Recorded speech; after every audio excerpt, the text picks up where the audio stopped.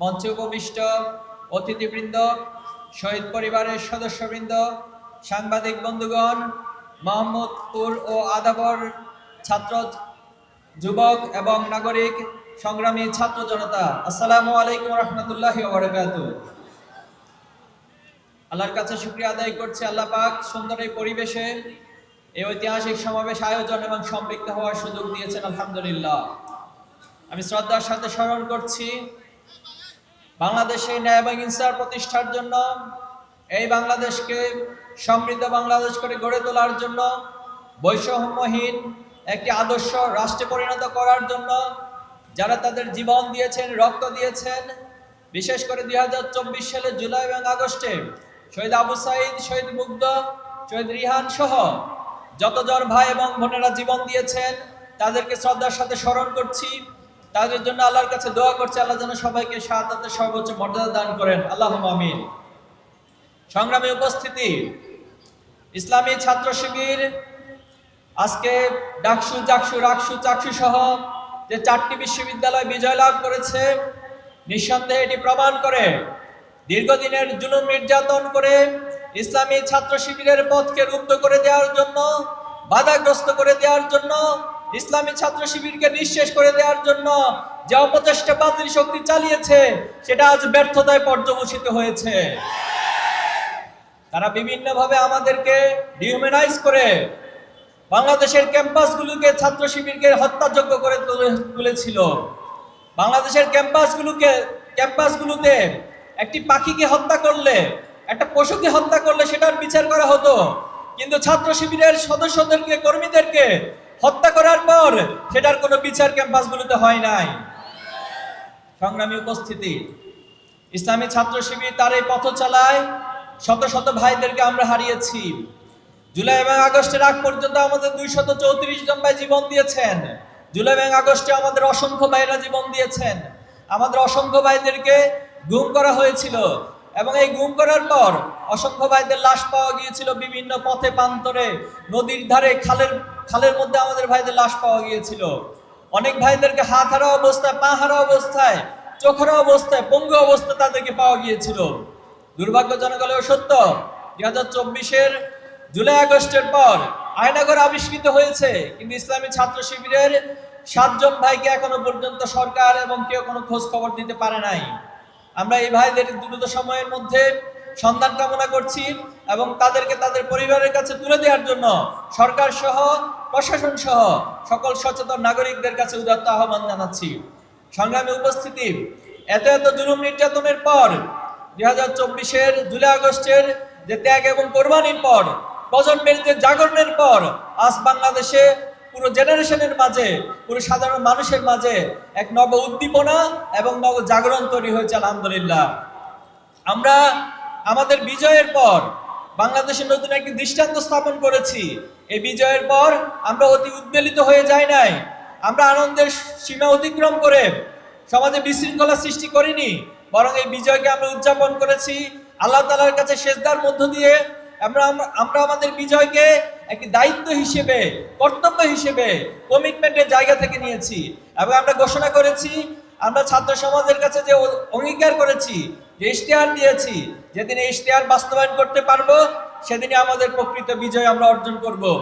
আমরা বিশ্বাস করি বাংলাদেশে এই দৃষ্টান্ত শুধুমাত্র ক্যাম্পাসে স্থগিত থাকবে না, বরং বাংলাদেশে নতুন এক মাইল ফলক হয়ে আগামী নির্বাচনে আমরা বিশ্বাস করি ন্যায় এবং ইনসাফের পক্ষে, সত্য এবং ন্যায়ের পক্ষে সৎ, দক্ষ এবং দেশপ্রেমিক প্রার্থীদেরকে বাংলাদেশের জনগণ বাছাই করে নেবে ইনশাআল্লাহ।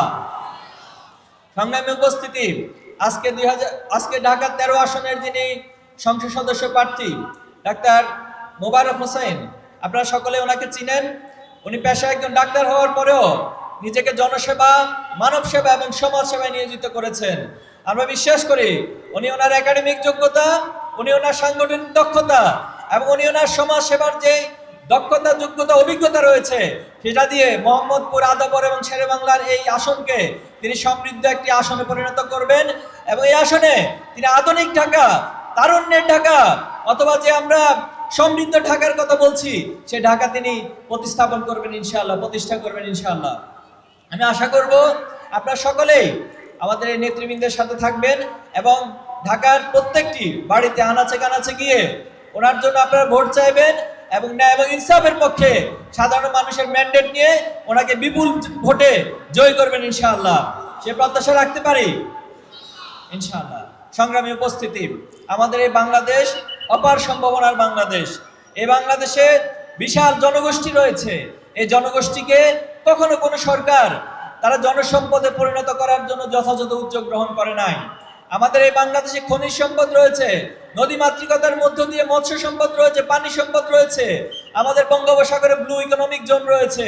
কিন্তু দুর্ভাগ্য হলো সত্য, বিগত সময়ে যারা এই রাষ্ট্র পরিচালনা করেছে তারা বাংলাদেশের এই সম্ভাবনাগুলিকে আইডেন্টিফাই করে এই সম্ভাবনাকে কাজে না লাগিয়ে বরং নিজেদের পকেট বাড়ি করেছে, নিজেদের আখের গুছিয়েছে এবং তারা বিদেশে এই বাংলাদেশের অর্থ পাচার করে বিভিন্ন জায়গায় তারা বড় বড় ধরনের বিল্ডিং করেছে। বেগমপাড়ায় তারা সেখানে তাদের পাহাড় সম্পদের পাহাড় করেছে, কিন্তু বাংলাদেশের ভাগ্যের কোনো উন্নতি তারা ঘটায় নাই। 2024 জুলাই আগস্টের পর আমরা স্বপ্ন দেখেছি যে বাংলাদেশ নতুন করে নতুন সম্ভাবনার মধ্য দিয়ে এগিয়ে যাবে, সকলের মাঝে একটা পরিবর্তন আসবে, রাজনৈতিক সংস্কৃতিতে পরিবর্তন আসবে, আচার আচরণে পরিবর্তন আসবে। কিন্তু আমরা লক্ষ্য করেছি একটা শ্রেণী স্বৈরাচার ছিল, ফ্যাসিস্ট ছিল, নতুন করে আরেকটি দল তারাও তাদের মাঝে সে ফ্যাসিস্টের আচরণ ফুটিয়ে তুলছে। তারাও হাসিনার অসমাপ্ত কাজগুলো আজ নিজেদের কাঁধে তুলে নিয়েছে। তারা নিজেরা শুধু নিজেদের মধ্যে হানাহানি করে এখন পর্যন্ত 200-র বেশি মানুষকে হত্যা করেছে এবং বাংলাদেশে এখন যেখানে যায় চাঁদাবাজের যে উৎপাত লক্ষ্য করা যাচ্ছে সেটাও সেই দলটি মূলত সেই কাজগুলো করছে। আরেকটি বিষয় লক্ষণীয়, বাংলাদেশ জামাত ইসলাম, ইসলামী ছাত্র শিবিরের কোন নেতৃবৃন্দ কখনো এই বাংলাদেশ থেকে পালিয়ে যায় নাই। তারা শত নির্যাতন জুলুম সহ্য করেছে, ফাঁসির দড়ি মাথায় নিয়েছে এবং সকল নির্যাতন সহ্য করে এই বাংলাদেশে তারা অবস্থান করেছিল। কিন্তু এখন আমরা লক্ষ্য করছি কেউ কেউ বিদেশে বসে দেশকে চালান। অতীত হাসিনা তিনি বিদেশে বসে বসে এই বাংলাদেশকে নিয়ে ষড়যন্ত্র করছে, বাংলাদেশে বিভিন্ন অস্থিতিশীল করার জন্য, বিশৃঙ্খলা করার জন্য নানানভাবে চেষ্টা চালিয়ে যাচ্ছে। আরেকটি দল দেখছি তারাও বিদেশে বসে বসে এই বাংলাদেশকে নিয়ে স্বপ্ন দেখছে আগামীতে ক্ষমতায় চলে আসবে। বিদেশে বসে বসে কি ক্ষমতা আসা যায়? বিদেশে বসে বসে ক্ষমতা আসা যায় না। যদি সৎ সাহস থাকতো তাহলে 5ই আগস্টের পরে তিনি দেশে আসতেন।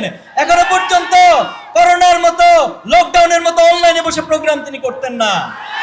এজন্য আমরা এই প্রজন্ম আহ্বান জানাবো, যদি বাংলাদেশকে নিয়ে রাজনীতি করার ইচ্ছা থাকে, যদি সৎ রাজনীতি করার ইচ্ছা থাকে, বাংলাদেশের মানুষের মাঝে এসে রাজনীতি করুন। সংগ্রামী উপস্থিতি, আমরা আর পিছনের দিকে তাকাতে চাই না।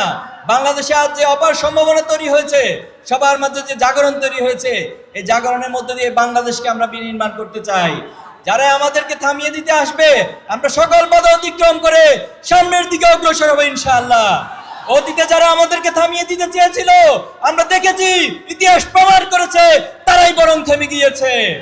অতীতে যারা আমাদেরকে নিষিদ্ধ করতে এসেছিল, তারাই নিষিদ্ধ হয়ে বাংলাদেশ থেকে বিতাড়িত হয়েছে। এজন্য আমাদেরকে ভয় দেখাতে আসবেন না। আমাদেরকে ভয় দেখাতে এসে শয়তান নিজে অন্ধকারে পালিয়ে গিয়েছে। সংগ্রামী উপস্থিতি, আসুন আমরা আমাদের সম্ভাবনাকে কাজে লাগাই। আমরা সাধারণ মানুষকে কাছে টেনে নিয়ে, বুকে টেনে নিয়ে, ভালোবাসা দিয়ে আমরা সকলে ঐক্যবদ্ধভাবে সমৃদ্ধ বাংলাদেশ গড়ে তুলি। আল্লাহ আমাদের সহায় হন। নাসরুম মিনাল্লাহি ওয়া ফাতহুন কারীব ওয়া বাশশিরিল মুমিনিন। আসসালামু আলাইকুম ওয়া রাহমাতুল্লাহি ওয়া বারাকাতুহু।